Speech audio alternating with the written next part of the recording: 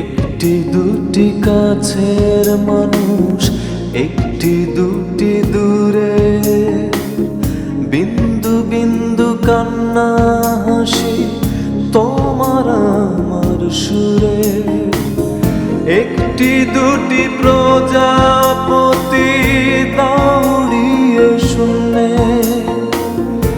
আকাশ ভরা সূর্য তারা তোমার আমার জন্যে, তোমার আমার জন্যে, তোমার আমার জন্যে।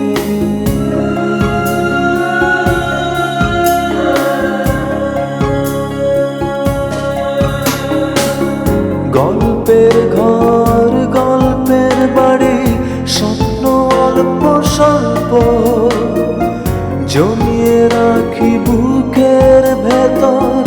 এই যে গৃহ গল্প, এই যে গৃহ গল্প, এই যে গৃহ গল্প।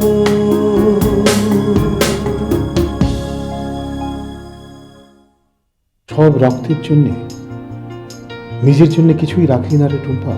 আমার জন্য আমার বাবা আছে। হাসপাতালে কেন যাব? বলো না। কেন যাব বাবা বল?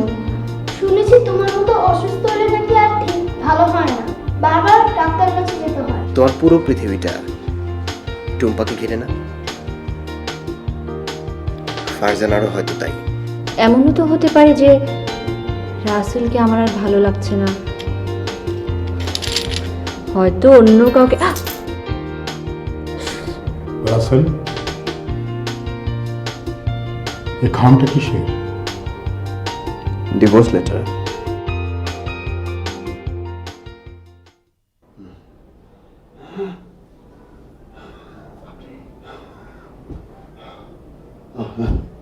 পারা যাচ্ছে না।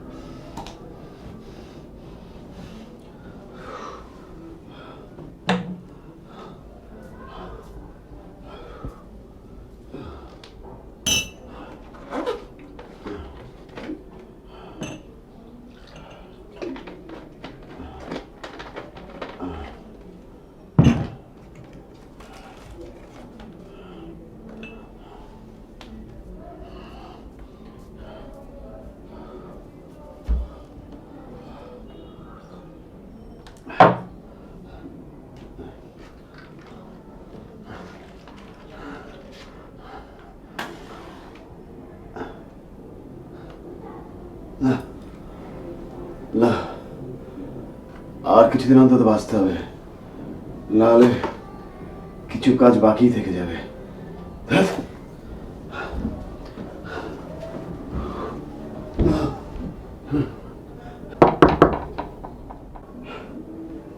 কে? শামীম, একটু দাঁড়াও, খুলছি।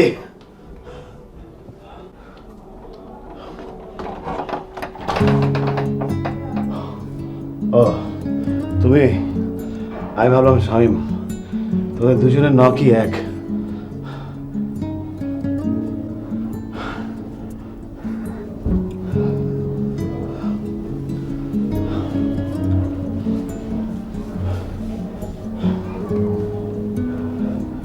তারপর কি মনে করে? তোমার মেয়ে কেমন আছে? ওর কাছ থেকে এলাম, ডাক্তার ঠিক মতো কিছুই বলতে পারছে না। তোমার তোমার শরীর এখন কেমন? আর ফিউ ডেজ লেফট, তারপর একে একে সব নিবিচ্ছেদে উঠি। আমার মনে হয় তোমাকে নার্সিং করার যেহেতু কেউ নেই, তুমি হাসপাতালে ভর্তি হলেই পারো। হ্যাঁ, হাসপাতালে কোনো প্রাইভেসি নেই। শান্তি মতো একা মরাও যায় না। ডাক্তারগুলো, নার্সগুলো সব মুখের উপর হুমড়ি খেয়ে পড়ে, কোনো প্রাইভেসি নেই। আমি আশাই তুমি রাগ করনি তো? কেন? আগের বার রাগ করেছিলে। ও হ্যাঁ, তাও তাই তো। তোমার তোমার এখানে আসা কিন্তু উচিত হয়নি, একদম না। তোমার সঙ্গে তো আমার কোনো কথা নেই, কোনো দরকার নেই। কি দরকার বলো? দেখো কি মিছে মিছে আমিও তোমার সাথে কথা বলেই যাচ্ছি। না না, তুমি আর কখনো এখানে আসবে না, কখনো না। যাও তো, যাও যাও তো যাও তো, যাও যাও যাও। তোমার সঙ্গে আমার কিছু কথা আছে, কথাগুলো তোমার জানা দরকার। না কিন্তু আমার তোমার সঙ্গে কোনো কথা নেই, যাও। আমার আছে, কথাগুলো বলার জন্য আমি এসেছি, তোমাকে শুনতেই হবে। জোর করছো? হ্যাঁ। করো।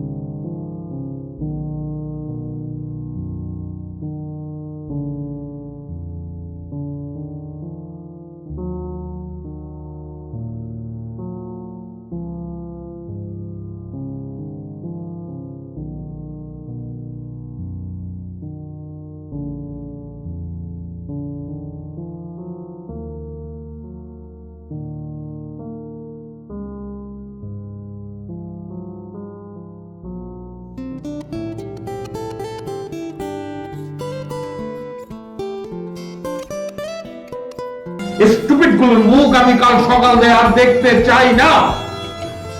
সবগুলো আমার ঘর থেকে বেরিয়ে যাবে কাল সকালে।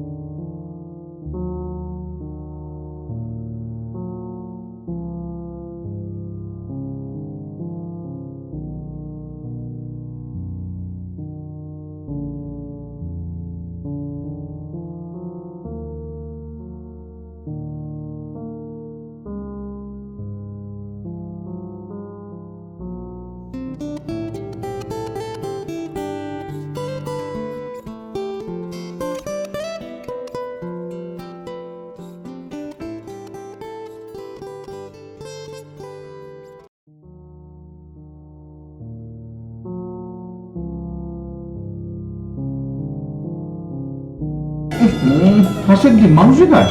খায়। তোর মতো বয়স পর্যন্ত যে সমস্ত ছেলেরা বাপের ঘাড়ের উপর চেপে বসে থাকে তারা হাঁসের ডিমই খায়।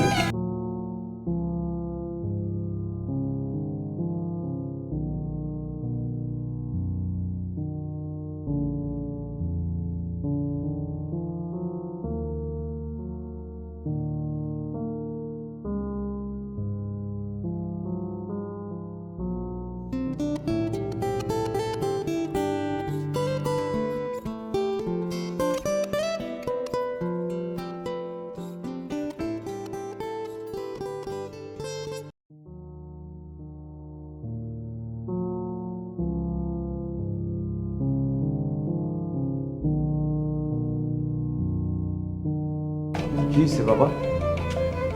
শরীর খারাপ লাগতেছে? একা একা কেমন ভয় করছে। শোভন, তুই তো কখনো একা থাকিসনি। আমি একসময় একা থাকতাম, বাপ মার একমাত্র ছেলে। ওনারা মারা যাবার পর আমি একটা ঘর ভাড়া করে একা থাকতাম।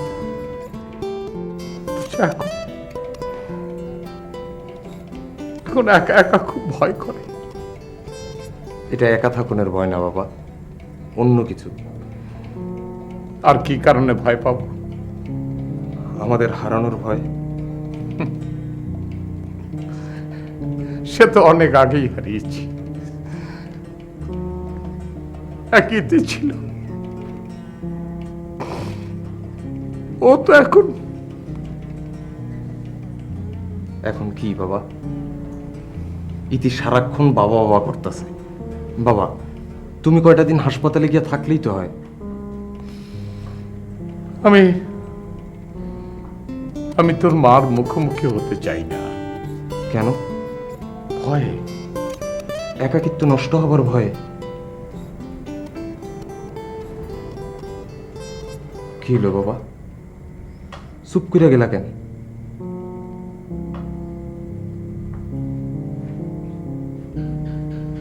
শোভন, যে যাই বলুক, আমি বিশ্বাস করি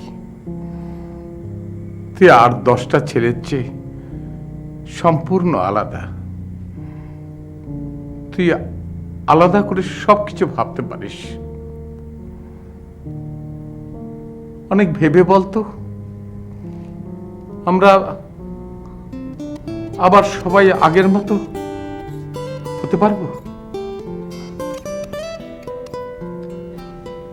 তোমরা পারবা কিনা জানি না, তয়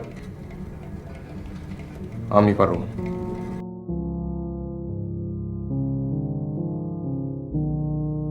আমাকে শিখিয়ে দিবি? হ্যাঁ? আমাকে শিখিয়ে দিবি কি করে একা?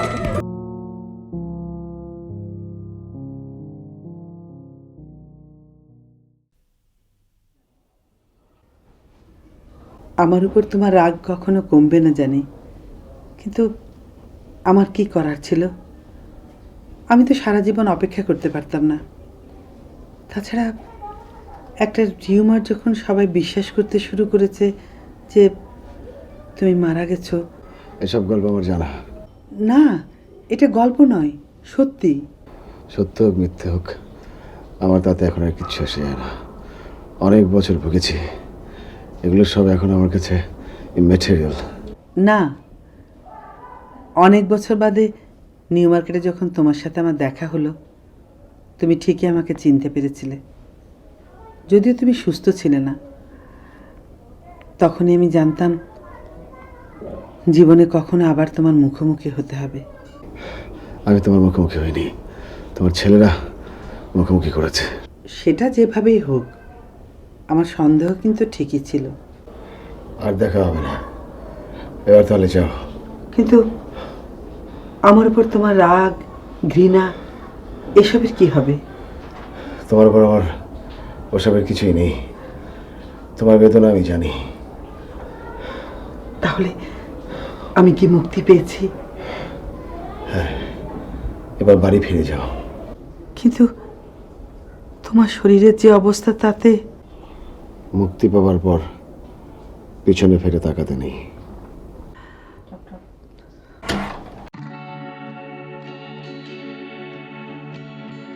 মা, তুমি এখানে? তোর বাবার সাথে আমার শেষ হিসেবটা করা দরকার ছিল। কিন্তু কিন্তু তোমরা এভাবে দেখা করতে পারো না। এটা ঠিক না, একদম ঠিক না। শামীম, কেন? তুই না সব সত্য জানার জন্য এত কিছু করলি? এখন আমার সত্য তো জানতে হবে। আপনি আমার বাবা, আমার সবকিছু জানার দরকার ছিল, কিন্তু এখন মনে হচ্ছে এটা ঠিক না। আপনি এমন একটা জায়গায়, এমন ভিতরে চলে গেছেন, দিস ইজ নট ফেয়ার। মা, এটা ঠিক না।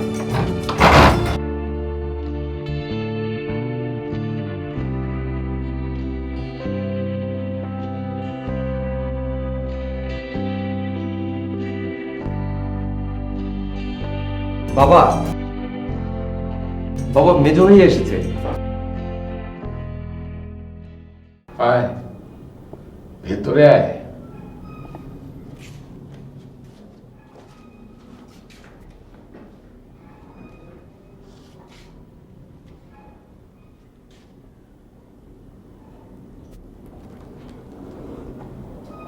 কেমন আছো বাবা?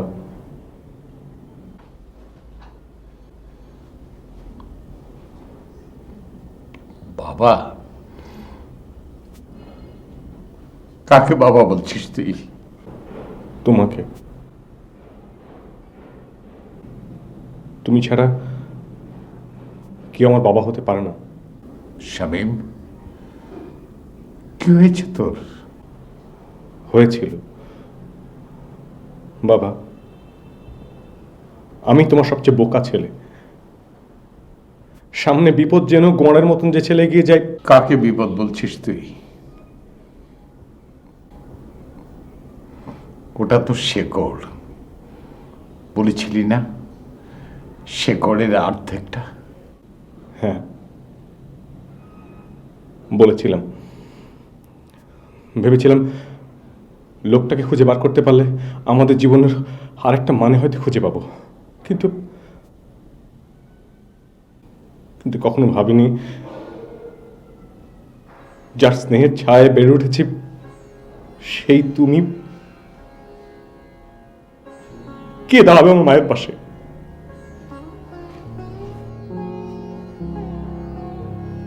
বাবা, আমার মায়ের পাশে তোমাকে ছাড়া আমি কাউকে কল্পনা করতে শিখিনি। অ্যালবামে এই পুরনো ছবিগুলো দেখছিলাম। তুই কি আমাদের এই ফ্রেমে আটকে দিতে চাস? আমি নিজেকে সংসারে আটকে রাখতে চাই। আমি যখন বেপরোয়া হয়ে উঠেছিলাম তখন তুমি আমাকে কেন আটকে রাখনি?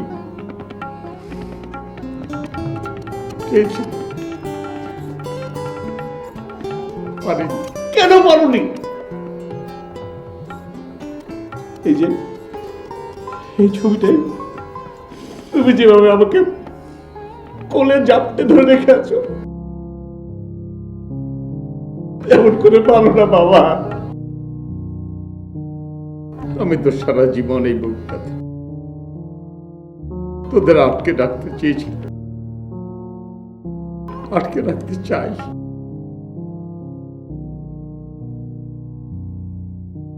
তোরা যখন আমার কাছে ফিরে আসিস,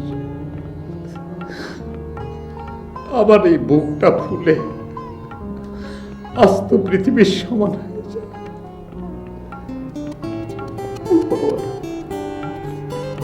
বাবা, আমি তোমার সেই পৃথিবীতে হারিয়ে যেতে চাই, তোমাকে কখনো হারাতে চাই না।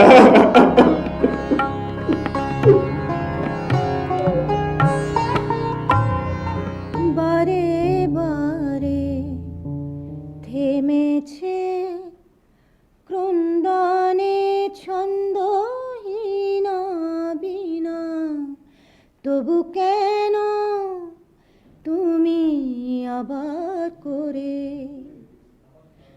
বাজাও কিশোরের সন্ধানে, জানি না কেন যে কাঁদাও।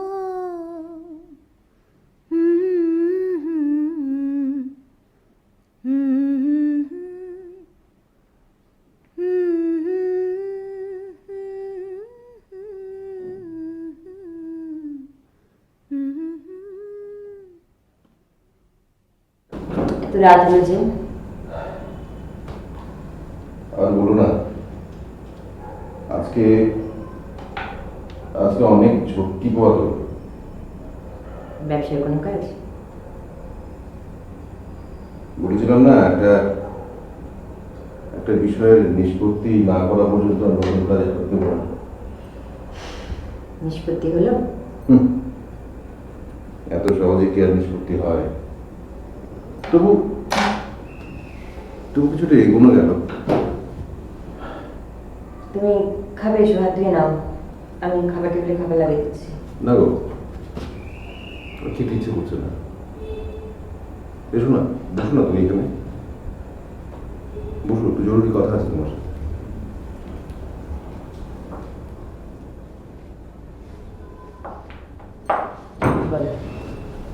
বাবা মা কি ঘুমিয়ে পড়েছেন?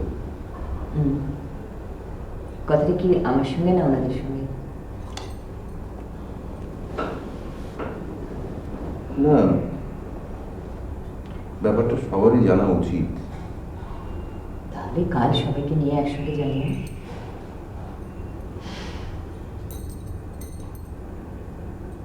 তার আগে আমি তোমার সঙ্গে শেয়ার করতে চাই। এখন আর শেয়ার করার কি আছে, কাজটা তো করেই এসছো। হ্যাঁ, তা ঠিক, তবু আচ্ছা বলো। বুশরা, আলফুর মৃত্যুটা আমার কাছে একেবারেই স্বাভাবিক মনে হচ্ছে না। একটা মার্ডার স্বাভাবিক হয় কি করে? না না, মানে আমার কেন জানি মনে হচ্ছে যে এই মৃত্যুর পেছনে ভবিষ্যতের একটা বিপদের সংকেত আছে। মানে? তোমাকে বলেছিলাম না সকালে, ওই যে আলফু আমাকে কতগুলো ইম্পর্টেন্ট কিছু কাগজ দিয়ে গেছে। কি সব কাগজ কোত্থেকে এলো? মানে তুমি যদি আমাকে খোলাখুলি ভাবে কিছু না বলো, আমি বুঝবো কি করে কি হচ্ছে? আলফু জোনাদের বাসায় কয়েকদিন আশ্রয় ছিল না, তখন আমি ওকে একটা দায়িত্ব দিয়েছিলাম। ও ওই জোনাদের বাড়ি থেকে কিছু গোপন সিক্রেট কাগজপত্র আমাকে দিয়ে গেছিল। চুরি করে? হ্যাঁ, কারণ আলফু ততদিনে মিথিলার গয়না চুরির ব্যাপারটা আমার কাছে স্বীকার করে ফেলেছে। তাই বলে ওকে দিয়ে তুমি অন্য মানুষের বাসায় চুরি করাবে? না, আলফু অন্যায় কিছু করেনি। আলফু আমাকে এমন কিছু কাগজ জোগাড় করে দিয়েছিল যাতে প্রমাণিত হয় যে জুনায়েদ তার স্ত্রীকে হত্যা করেছে। জুনায়েদ চাচা নিশ্চয়ই টের পেয়েছিল। না, কিন্তু বোকামিটা আমি করেছিলাম। আমি মুখ ফুসকে আলফুর নামটা বলে দিয়েছি। বুশরা, আমি জুনায়েদের নামে কেস করেছি, দুটো মামলা। তার একটা হচ্ছে আলফু হত্যা মামলা।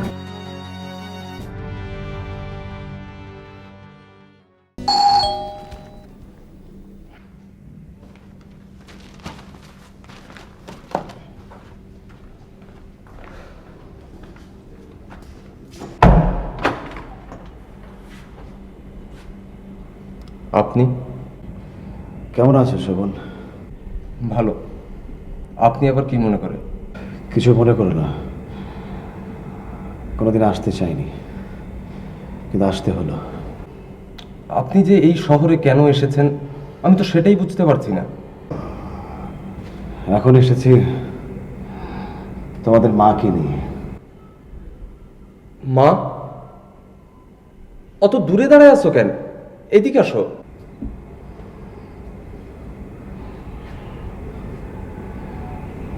ভিতরে যাও সুরাইয়া, এটা তোমার নিজের ঘর, নিজের বাড়ি।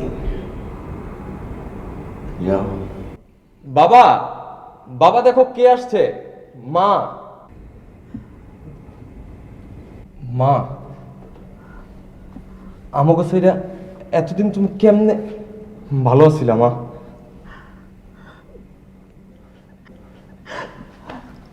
মা গো মা, আমাকে সুখের দিন আবার ফিরে আসবো। তুমি ফিরে আসছো, একটু আগে মেজু ভাই ফিরে আসছে, এবার দেখবা ইতিও সুস্থ হয়ে ফিরে আসবো। আরে মানুষটা গেল কই? কে? ইশতিয়াক সাহেব।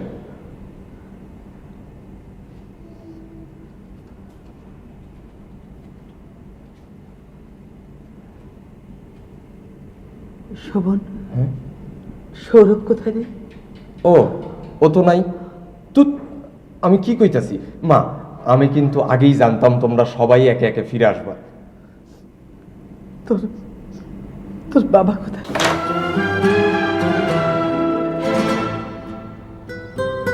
বাবা অত দূরে দাঁড়ায় আছো কেন?